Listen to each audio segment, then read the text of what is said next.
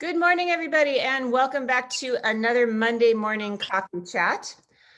Today on Adventures with Sarah, I am joined in a new format that we're trying out today. Rather than coffee chat with one person, we're going to be doing guide roundtable today. So today I am joined by Andrew Villone, live from Slovenia. Hello, Andrew. Hello. I'm joined by Trish Feaster, the travel file, one of my dearest friends and travel blogger colleagues who lives in San Diego. Hello, Trish. Hey, everyone. Reid Coen of Imprint Tours, who is my co-conspirator on many adventures. Morning. And Rainer Metzger here from Seattle also, but you're not in Seattle. You're actually in fake Germany, aren't you? That's right. I'm in Leavenworth, Washington. Excellent. All right, welcome everybody. So I'm going to put us into view so everybody can see us. So this idea today that we have is that we are going to work on the concept of a guides roundtable. So all of us are tour guides. Most of us have been working in the travel industry for more than 10 years. And we thought it would be fun to do kind of a McLaughlin group style discussing the current events in travel situation. So I'm going to go ahead and pass off hosting duties today to Andrew and Reid, and they're going to get us started with the conversation. So Andrew, why don't you take it away? Okay. Issue number one. We have what I like to call the EU snafu, or is there any unity in the EU? I wanted this very topical. Right now, as many of you know, there's a list of 14 approved countries that could travel to the EU. And unfortunately, almost every EU country is kind of going off and doing their own thing for nationalism and for politics and economic reasons, things like that. And I'm to the point where after 2 months of putting this together, I'm losing faith that if this is the best they can do, can we trust any kind of, let's say, unified vision for tourism in Europe anytime this year or anytime soon? No. Correct. My feeling, just based on the things that I'm tracking, is that that every country wants to do something in a different way. And even if they seem to have imposed the travel bans the same way, the reports I'm getting from people coming and going from Europe is that every country has a different process for accepting people. So I'm going to say no. Trish? I'm going to agree with you there. I mean, there's not much to disagree on. I respect every country's right to be able to do what they see fit regarding their own population and their own communities. But in terms of cohesiveness, no, I don't know how they're going to find a way to make that come together and have agreements with one another about that. What say you, Reid? I'm afraid I don't have a great opinion on this. I'm an American. I don't know really what's going on there. All I can say is, having watched the EU for 20 some years, even when it was kind of moving smoothly forward back in the early 2000s and everybody was on board and the prevailing consensus was ever closer union, I still characterize the whole thing as lurch and muddle. It was like they'd have an idea, they'd lurch forward, and then all of the reasons that it wouldn't work came to fore, and they'd sort of, it was more like one step forward and two steps back very, very often. So I don't have a ton of faith in the European Union. And with the rise of identity politics and populism, and, which leads to nationalism, it's looking less and less hopeful all the time. I know my answer was a little more generic rather than to your specific issues and concerns, but that's kind of the input that I have is I'm steadily losing faith in what's going on with the European Union. I'm going to step in here and, of course, agree that for this year there's not much hope for travel to the European Union, but I'm optimistic because I think that the virus has sort of appeared following economic pathways, and certainly there are very strong economic ties within the European Union, and the virus doesn't respect borders. So what's happened initially here is there have been very strong reactions in the areas where there are outbreaks, right? And then less strong reactions where early on people didn't, see and feel the virus present around them. And so now that's changing. We're kind of going into a second phase with this. And I think as time goes on, month by month here, people will see that it's really going to take a sort of broad, unified, cooperative strategy in order to defeat this thing.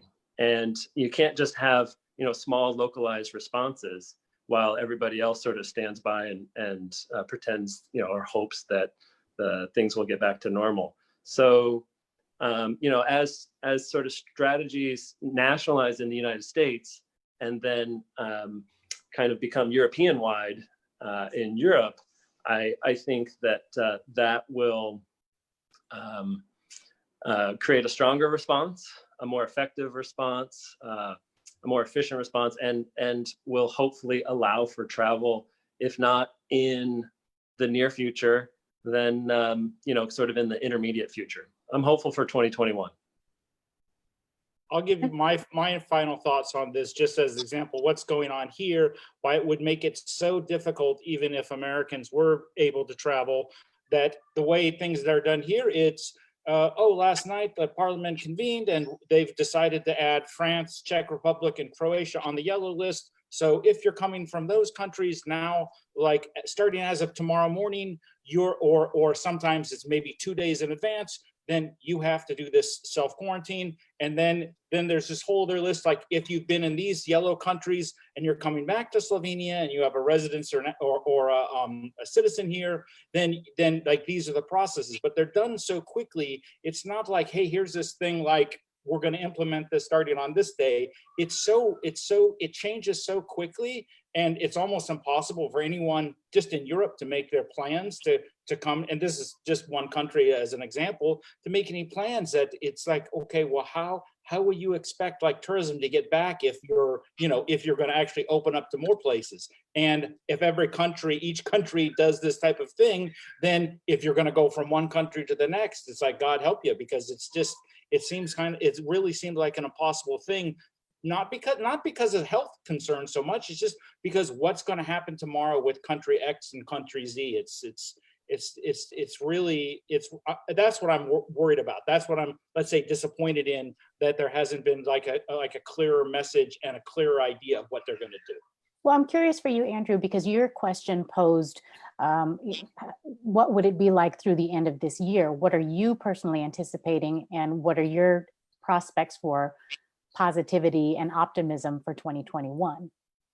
Well, I think one thing that would be great is if at least countries started making decisions that, even if they're not all completely collective, like within the EU or within Schengen, just making some decisions actually based more on health, because there's been a lot of countries where they say, hey, this weekend coming up, it's our big, whatever, religious 3-day holiday. We're closing the borders with this other country only because they want to keep all their tourist dollars there, which of course, then all of a sudden the people that were going to those other countries either have to cancel, or those people coming back in, they find the border closed. So I've even heard things where Italy says, we've rejected all 14 of these non-EU countries, but Sicily has accepted them.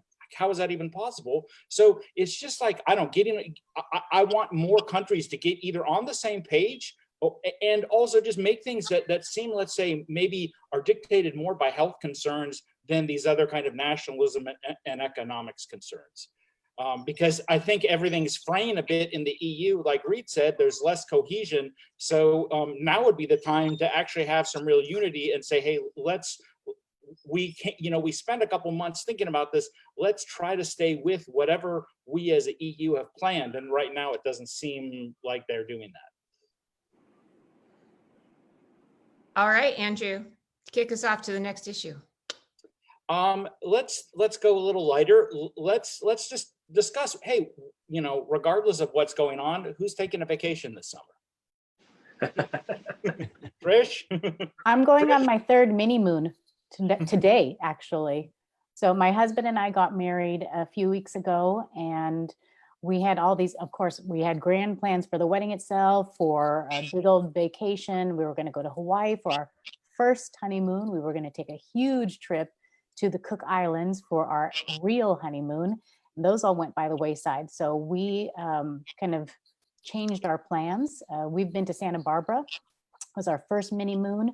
We did 3 nights there. It was fantastic, actually, because you can be outdoors, you could walk around. Santa Barbara, the city itself, the municipal government took really strong steps and moved pretty quickly. We're on top of it to make sure that the restaurants built new outdoor terrace seating. And so along the main drag, State Street, where you have a ton of all different kinds of restaurants, Italian, Chinese, Indian, all sorts of stuff where people would really congregate, those had been shut down, just like everywhere else. But what the municipality said, you need to build outdoor terrace seating so people can get out and really enjoy that experience. So we were able to partake in all of that. We had the beach access. We went biking. We found some of the best Mexican food we'd ever had. That was a real nice opportunity, a quick getaway from San Diego to be able to do that. And then we had another mini moon. We just went to one of our local Indian reservation casinos and had a little night over there and did a little gambling, had a little fun. That was fun to check out. And then we're going to another one today, going there for 2 nights. So that's our little getaways. There's a little bit more ease of restrictions at the Indian gaming casinos, just because of the nature of what they can do in terms of what they can do on their own lands. They are still making sure that they're following safety protocols as per San Diego County and California State in terms of their medical recommendations and health recommendations, but there is a little bit of leeway there. Well, I'm going on vacation next week, and I'm going on, well, this week, actually, I'm leaving tomorrow, and I'm going to Las Vegas with my parents, which is maybe not the best decision I've ever made. But the reason we're doing it is, well, my parents got a free room down there, and I got free plane tickets down there because the airlines right now, if you have miles, it's incredibly cheap. For me and my kids to fly down to Vegas, into Vegas and out of Phoenix was $11 a person and 40,000 miles total. So it cost me 40,000 miles and $30 to fly all of us down and back from Phoenix. So it's so incredibly cheap. And I guess my attitude towards this right now is that I've been in my house since March. I haven't gone anywhere other than my parents' house since March. And I think that we just need to learn how to live with this. I think that we need to learn how to get back to some semblance of normal. We need to be able to do some of the things. And if we just stay in our houses for the next 2 years, I think not only will that make us all crazy, but we'll never actually learn how to deal with things. So we're going to take all the precautions. We're going to wear gloves and masks. We're going to bring sanitizer. We're going to be very careful. And actually, Delta is fantastic because Delta has people spaced out. Like between the 3 of us, we have an entire row of seats in the airplane. So it's going to be, we're going to document it as we go because I'm interested to see what's going on. We're going to have our own car. And if things look a little too dicey in Vegas, we're going to stay at the Venetian. And if that looks too dicey, we're going to hit the road and go stay with some friends in Phoenix who are kind of on quasi lockdown, but they make me laugh. So I'm happy to be on lockdown with different people. So that's our plan for vacation, is just going and having a lockdown with different people. But that's my feeling about it, is that right now we really need to think more about not just isolating ourselves, but how do we get back to some semblance of normal and live with this situation. Anyone else? Well, I'm on vacation right now. I'm up in the mountains, just enjoying a few days away from the city. And in August, I'm planning a road trip down to California in the Bay Area. Right now, I'm planning on driving down there first, meeting a friend, and then sort of going from there. But depending on how things go in the next couple of weeks, I may consider flying down there. But either way, you know, I'm going to have fun with it. And then, you know, as soon as the borders reopen, if they ever reopen for the European Union to allow Americans to travel there, I hope to be one of the first people to fly transatlantic to get back to Italy, just to spend a little personal time there. hanging out with friends. Reiner, if you drive down to California and you want to drive a little farther, we've got space here. So All right. Yeah, I've never been to San Diego. I'd love to. And that's kind of what you have to do. You know, you sort of drive between, you know, staying with friends, you know, sort of creating these kind of bubbles, these pods. You know, as far as I know, it's within the guidelines here, at least in Washington State. We've been advised by the governor to limit our social contacts to, well, let's say you're less than 6 feet social contact to no more than 5 people outside of your household per week.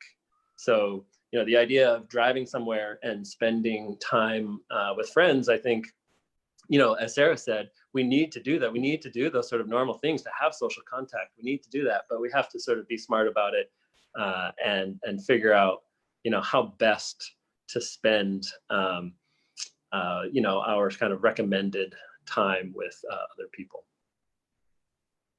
My hope, of course, is also that I'm going to head to Europe. I'm hoping towards the end of the summer, and that's going to really depend on a lot of things. But I'm a European Union citizen, so that's something I want to look into, is what is the restriction on a citizen of Europe flying back from the United States. So that's something else that I'm interested in experimenting with. So we'll see.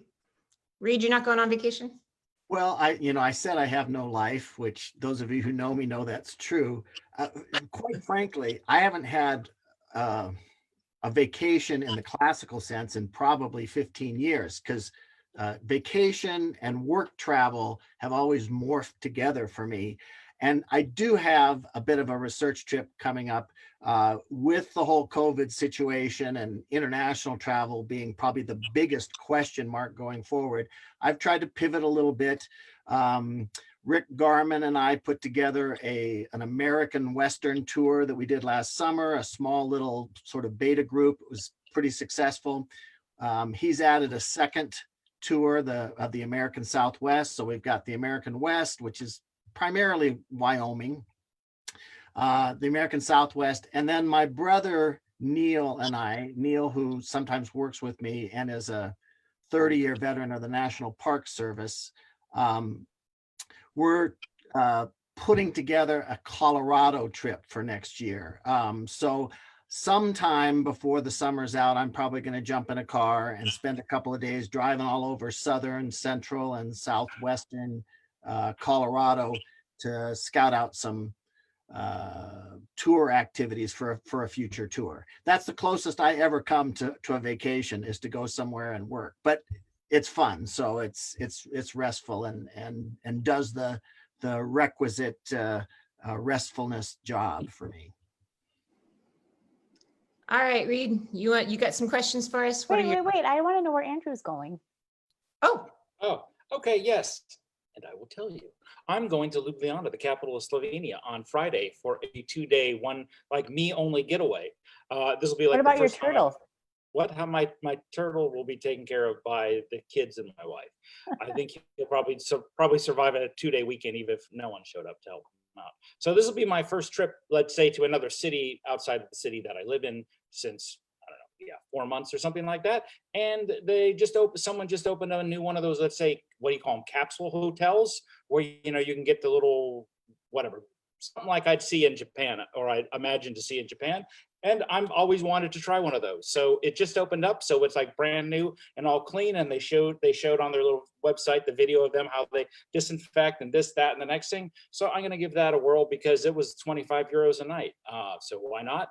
And hang out with some friends, and hopefully next week or in the near future have some great content on the Open Kitchen, which is the kind of like smorgasbord along the riverside in Ljubljana every Friday, which just started up again, and I have not been this year. So it's kind of like get away, see friends, and let's say consume lots of food. So kind of standard little vacation for me.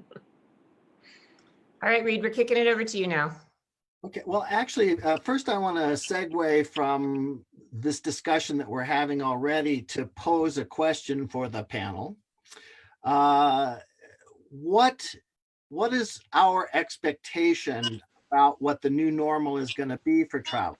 And more specifically, what I mean is, throughout the 25 years I've been in this business, big disruptions happen like 9/11 or the Gulf War, and there's an immediate and precipitous drop in travel and tourism. But then people get used to the new normal, they get a little more comfortable, and even though statistically none of the threats or disruptions have changed in any significant way, people still get used to the new normal and they start to travel. I'm wondering what you think that might look like, let's say a year from now. And just to get the ball rolling, I'm expecting by a year from now, people will be comfortable traveling with a mask, and maybe the social distancing thing will not be as stringent as it is right now. I can imagine starting out with 20 tour members on a bus and everybody sitting in their own seat. But within 4 or 5 days, everybody's gotten used to each other and they know each other. And all of a sudden people will be comfortable and starting to interact. You follow my line of thinking here? I'm just wondering, what do you guys think this might look like a year from now in terms of people's adjustment to this new normal? Well, I'd say Go, Sarah. Go ahead. Go, Sarah. I would say that and actually Andrew is probably going to agree with me on this because we have been talking a lot about this. I think that the future of travel in terms of at least group travel that we're speaking about is that it's going to be small group travel. I think it's going to be bubble travel. I guess that's the way I'm looking at it, where it's going to be small groups of people that probably know each other already, and doing, home basing. So you kind of reduce risk, because I think the easiest way to adapt to this situation, especially because even if there's a vaccine in the next 6 months, that doesn't necessarily fix the problem in the short term. So I think that staying in one place for a long time is a really smart idea. So staying for a week, for example, in one place. And this is why I'm kind of developing this concept for next year of staycations, where we would stay in a villa or the same hotel, because then you're reducing risk. If you're not changing your hospitality situation all the time, you're going to reduce risk. Keeping the groups really small, and really trying to keep people outside of big, busy areas. So going to the countryside versus going to cities. I think that's going to be what'll happen next year, because we're just going to be having to constantly think about, how do we keep ourselves safe? If you're going to be in a big crowded city, I love Rome, but it's a big crowded city, and I'm not sure that's going to be my best destination to offer for next year. I think the countryside or parts of southern Italy where there's wide open spaces, that's going to be a way it'll make people more comfortable if they feel like they can be apart from people. So that's what I see as it's going to be small group travel, smaller off the beaten path destinations, and very few changes in hotels. Andrew, did you have something to share? Yeah. Well, I'd agree with Sarah that I think too it would be smaller groups. But also, Reid, what you said, for better or for worse, people are creatures of habit, and it's very easy for us to get back into habit. So when lockdown ended in Slovenia 2 months ago, for a while I was like, okay, I'll wear my mask here, and I'll watch these markers at the grocery store. And now when I go to the grocery store, I look over my shoulder and it's like, okay, can you back up a little bit? Because everyone just goes back to what they've been doing, especially when you visually don't see, or you don't have this, let's say, panic going on. So I kind of think, if people are together for a little bit, after a while, they probably will I'm going to sit next to this person on a bus or whatever, because that's just how you do. If you don't think people are sick, you I don't know if you're going to travel and just be paranoid mindset the whole time. I think people will go back to their old habits. My biggest question is always just really about flights, how easy it was before whatever the new normal will be, to get anywhere in the world to anywhere else in the world with a gazillion options. And I really don't know what that's going to look like. And in some ways, I think that could have a big effect on where people can go, or how long it takes to get someplace. And if they want to put in that 2 changes of planes and this and that, all wearing a mask, maybe some people will opt out for that. Tricia, Reiner, any thoughts? I think one of my concerns because I agree with Sarah and I agree with Andrew in terms of the small group travel.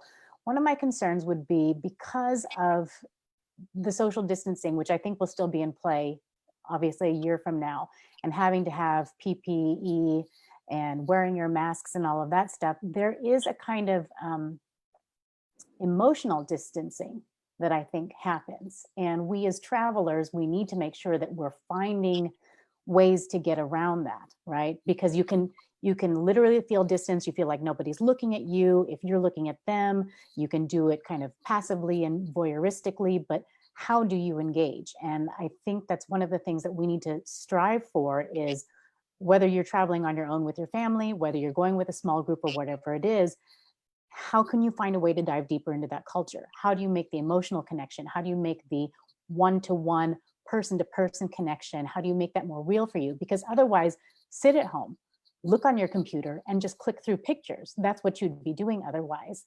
And for me, that's something that I'm going to keep challenging myself to think about is when I start taking my groups back to Vietnam, to Thailand, to Europe, to wherever, how are we going to be more linked to that humanity that we're trying to connect to? I don't want to be just an observer. I want to be in it. I want to be a part of it. I want to understand what people are going through on the other side of the world, because that's what travel brings us to do. Yeah, I think that I'll agree with what's been said so far in terms of traveling in a smaller footprint, smaller groups, being a little bit more light and nimble. And I think just to focus the question a little bit, Reid, I think that the new normal probably looks like there being a vaccine. So even in a new normal where people are traveling with a vaccine, I think there still will be lasting effects. I think people have seen how quickly and suddenly a virus can just sort of totally, shut the world down, just sort of seemingly spontaneously pop up, right? And I think that people have seen how the virus travels along certain pathways, how it tends to affect people traveling into dense areas. And so that right there, for me, totally kind of turns the bucket list upside down. And I really think that, while some people are always going to want to travel to that bucket list place, maybe travel becomes less about, hitting as many bucket lists as you can in one trip, and more about visiting places that you're sort of allowing to surprise you, places that you have less preconceptions about. And so I like to think that, guides will be even more indispensable than they were before, back in normal times, because having information, having really excellent suggestions, being able to trust somebody to say, let me take you to a place that you've never seen before and that will totally, knock your socks off, will totally wow you.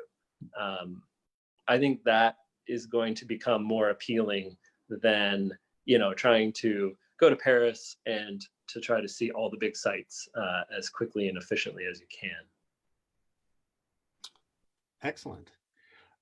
In the interest of full disclosure for all of you who are tuning in and listening to this, smaller groups mean higher prices, just so you know. Okay, hey, let's turn to something a little more upbeat, a little more cheerful maybe. It still is somewhat COVID related, but I'd like for this inaugural program to not be all about COVID-19. And that's how to introduce this subject. The idea that really smart, savvy travelers are the sort of people who are willing to get out there and go to places that that might be a little bit suspect. Let me give some context here. I took a group to Egypt in 2016, which was just a few years after the Arab Spring. And at that point, Egypt hadn't really come back fully for commercial tourism. People were still a little bit nervous about the social unrest there, about the political unrest there. And my point is that the rewards for those people who were a little more intrepid, who went with me in 2016, we had a spectacular experience because there were no crowds. We stood in front of the Great Pyramid with just a few other people. We went to Abu Simbel, and at dawn, we were the only people there. And I'm not exaggerating even a little bit. There was not one other person in front of Abu Simbel except for the 25 people with me.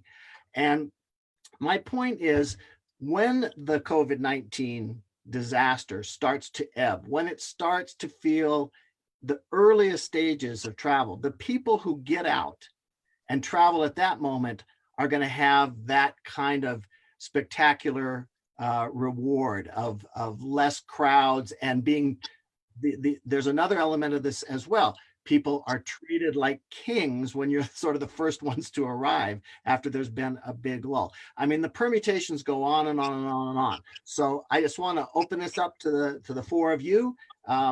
Share your experiences that you've had like this. What I'd really love is for this to be an encouragement to all of you out there listening to be ready to travel and to get out there and take advantage of that when it happens. Who wants to be first? Andrew, go. Hey, this is perfect because just the other week I saw there's a new some Czech company has a high-speed rail line that they're doing these private trains from Prague through Hungary to Slovenia and on to Croatia. So Czechs can go to Croatia on the coastline without having to fly. And I thought, you know, I haven't been to Prague in 10 years. Prague's probably the most beautiful city I've ever seen.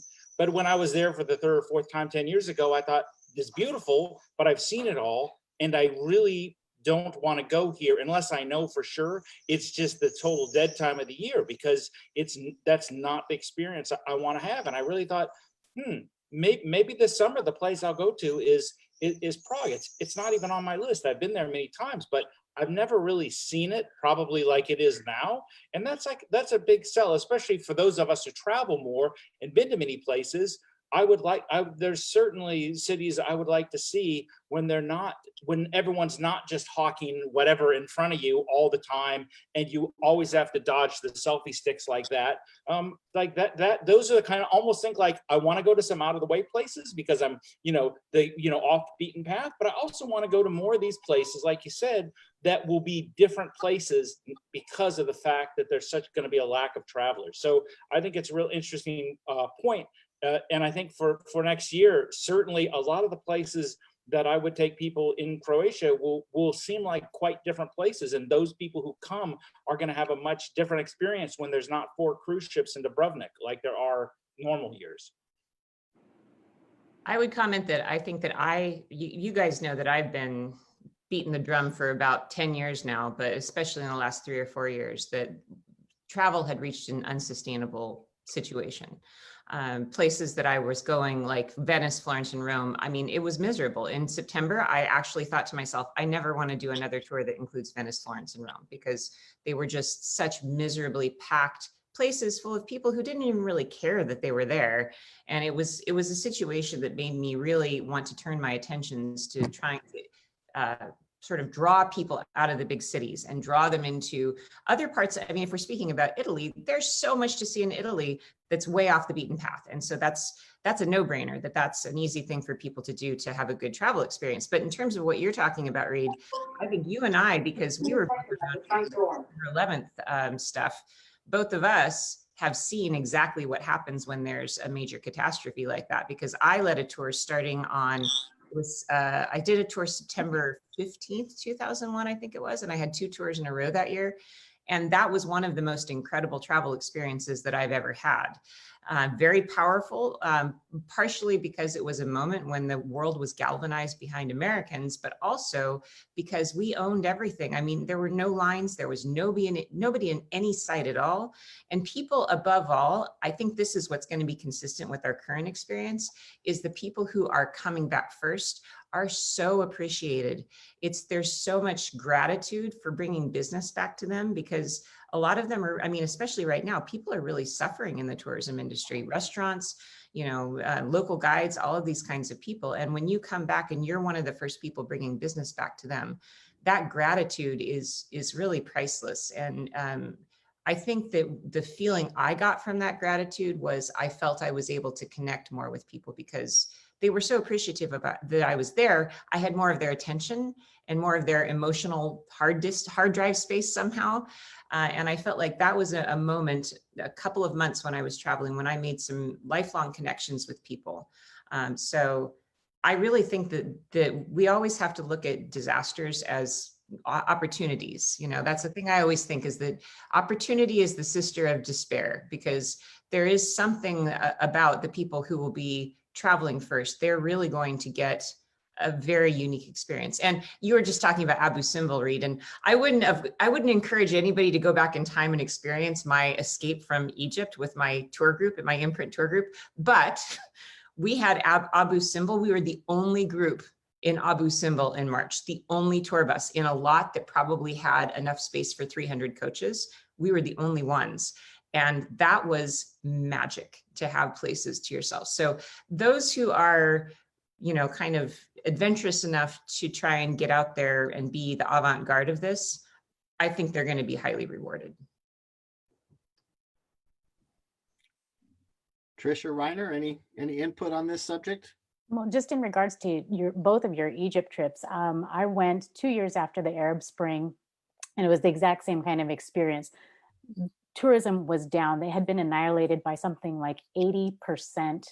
And you can imagine all of the offshoots of the tourism industry and how devastated the economy was. And so to be among the few who were there, I mean, the Germans were there and the Russians were there. They didn't stop traveling. But in terms of Americans and other Western Europeans, there was nobody. We showed up at the pyramids of Giza at 8 o'clock in the morning, and we were literally the only car that was there. We had the place to ourselves completely for at least an hour and a half before any next person showed up. And again, the hospitality that we experienced, because people were so grateful and they were hungry for the connection, right? When we think of travel, we often think about what are we as travelers going to experience? We're going to go to this place, we learn about the cuisine, we learn about the history, we learn about the culture, but it's an exchange.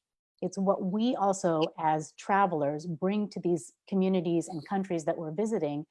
And this is going to be a time when people want that connection again, not just for a monetary sense, but to connect with other human beings in a new way. Yeah, I totally agree that in times of great difficulty, that also sort of creates an opportunity to connect with people when you're traveling. And that's really important. It's, you know, it's just a matter of measuring risk versus reward. For me, you know, I've spent half my life in Italy for the last 20 some odd years now. And for me, it's really important to spend time there and to connect with, you know, my people there. So it's worth a little bit of risk, so long it's within rules and guidelines and regulations and everything for me to go there, even, you know, before there may be a vaccine. So yeah, it's worth it to me. Now, I do remember, you know, 2002 and the aftermath of 9/11, and just, yeah, appreciating sort of less crowds and more time, I guess, for connecting with you know, people in the travel industry anyway, as you know, people you would naturally meet along the way. And so, yeah, strangely, there is that kind of opportunity. Well, and we're getting some questions on Facebook that I just wanted to throw out there. People are wondering, what would the plan be if somebody in your group has tested positive during the trip and has exposed others? And my response to that personally is that, I mean, at this point, we have postponed all tours, you know, until next spring, because I think at this point, just based on what I'm reading, it sounds like they should have a vaccine ready probably by the end of the year. So my personal point of view would be that I will be comfortable offering group tours again when people can be vaccinated before they come. So that's my feeling. And when I speak about going to Europe in the next 3 or 4 months, I'm speaking about for myself, because I'm only going to take that risk for myself. I wouldn't, as a professional, it would not be responsible, I think, to take people at the moment where that could be a problem. Because then, you know, if one person gets sick, then you end up ruining the vacations of everybody. So that's my point of view. I don't know how you guys feel about that, but that's a question that popped up on Facebook here. I think you're expressing the reality, whether we have a different opinion of that or not. I mean, you know, for international travel, getting on a plane and going to a completely new culture where things are mysterious and unknown to us, I think until there's a vaccine available, that's probably not a realistic goal. So yeah, I think you're reflecting the reality. All right, I think we're going to start wrapping up here. And Andrew, I think you have one last topic of the day. Shall I call you Andrew McLaughlin? All right, last issue of the day. What wine am I drinking here? Sarah Murdoch. Slovenian red. Wrong, but it is red and Slovenian. Trish, I need a more concrete answer than that. Georgian red blend. Don't I wish, but wrong. Reid, any guesses? Any guesses on the varietal of the grape here? On the varietal, okay, I will go with Pinot Noir. You are correct. It is a Pinot Noir 2017 from Slovenia. Cheers, everyone. Sarah, Cheers and Salute. Slovenian. all I've got's a water bottle here. If I can just, I wanted to make a couple of extra points on our previous discussion about this jumping in and traveling when a place first starts to open up.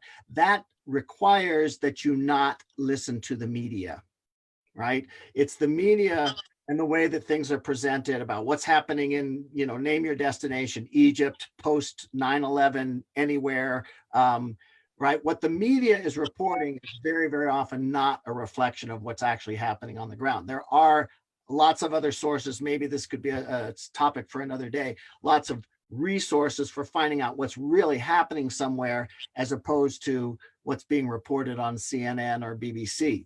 And the last point I want to make is that this is a real opportunity coming up for us as in the post-COVID-19 world, because I've noticed over the last 20 years that there's a huge appetite for people saying that they want to travel to places that are untouristy. You know, we as travel professionals, we've all heard that over and over again. I don't want to go to the touristy places. I want to go off the beaten track. And typically that's not true. People don't really want to go to those places that are untouristy because there's no plumbing there. And the fact is, what people are really saying is, I want to go to the really amazing and cool places in the world, but not share it with a gazillion other people.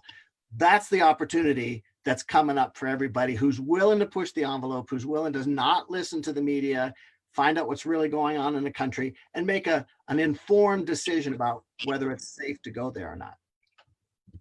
That's just my editorial for the day.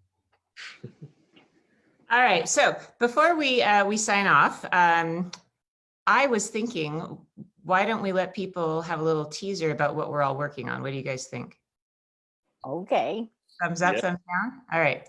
So since we have your attention, we actually have quite a lot of people watching live right now. What we wanted to let you know is that this little discussion panel is sort of a shot across the bow, you could say, for a project that we are all working on. So all of us who are now underemployed tour guides, we have banded together and we are creating a collective travel magazine project that we're working on, which is going to have a bunch of different interesting arms to it. And one of those things is going to be, we hope, a weekly or bi-weekly roundtable discussion with a variety of different tour guides discussing travel issues every week, I hope. So I hope that this format has worked for you guys out there watching in Facebook land. And if you could just leave in the comments what you thought about this format, and if you have any ideas of what kind of content you would like to see from our amazing group of colleagues. We have, what, about 20 people, 20 different guides on board helping us out with this project. So that's going to come up. August 1st is going to be our launch date. So put August 1st on your calendar, and you're going to start hearing a lot more from not just me, but our group of fantastic superstar guides. So thank you guys all for joining me today for all of your wonderful questions. Any final comments? I think that's how the McLaughlin group ends, right? Final thoughts? Usually I think it's McLaughlin who's like, he gives his final thoughts and boom, he just always says bye-bye or something like that. So. That's right. Bye-bye. Bye-bye. We need somebody to be really grumpy. Why don't we all just do a final thought, and then both Reid and Andrew, and also Reiner, if you want, you guys could do the grumpy bye-bye together if you want. So final thoughts. My final thought is that, Don't they usually go around and everyone makes a little prediction? yes, that's what it is. Thank you. That was what it is. Okay. Andrew, take it away. Prediction, next week's or the next time we do our little roundtable style, we will have slightly less COVID topics to talk that we'll be talking about. Slightly less. I'm taking the under on that. All right, Trish, what is your prediction? I predict that once everybody sees what we've got coming up on August 1st, people are going to get really excited about travel again and find new ways to explore our wonderful world. All right, Reiner? I predict that if I get to do this again in joining the roundtable here, that I also will have a glass of wine. Reiner stole my thunder. I was going to predict that we would all take a page from Andrew's book and that we will all have a glass of wine in our hands. Before and after the show definitely helps. Mind you, it's only 11 a.m. where I am, but you know, it's 5 o'clock somewhere in the empire. So, Well, my prediction is we should be doing a prediction just for the next week, but my prediction is for the next year. My prediction is a year from now, tourism and travel is going to be back better than ever. And we're going to be better than experience. We're going to travel smarter. We're going to travel more thoughtfully. We're going to travel in a more holistic way. And we're going to travel in a way that keeps all of us employed in a gainful way, but in a more spiritually uplifting way. So that's my prediction. All right, that's it for the Villone, Murdoch, Feaster, Cook, Coen, Metzger group. And now you get goodbyes. Hold off the tongue. Bye-bye. Bye-bye. Bye-bye. Bye, everybody. We'll see you again later on Adventures with Sarah later this week. We're going to do lots of cooking, but also we're going to be live from Las Vegas. So join me all week for who knows what's going to happen. So we'll see you soon. Ciao. Thanks, everyone.